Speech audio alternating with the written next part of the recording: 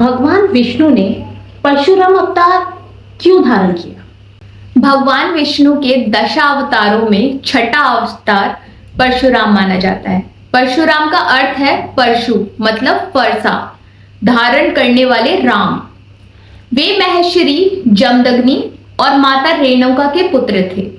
उन्हें भगवान शिव से दिव्य परशु प्राप्त हुआ था।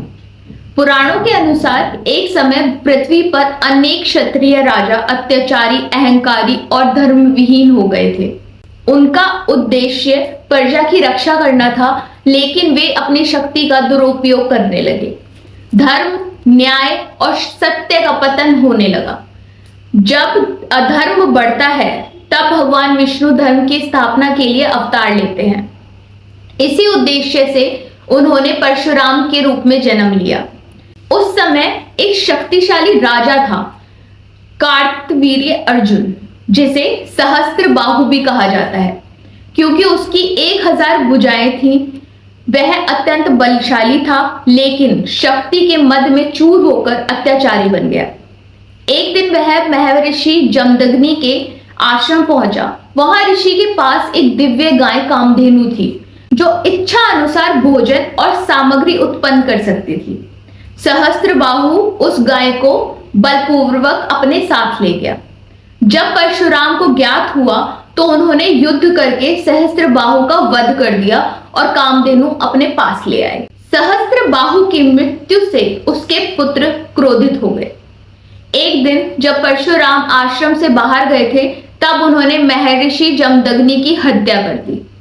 जब परशुराम लौटे और अपने पिता का शव देखा तो वह अत्यंत दुखी हो गए और क्रोधित भी हो गए।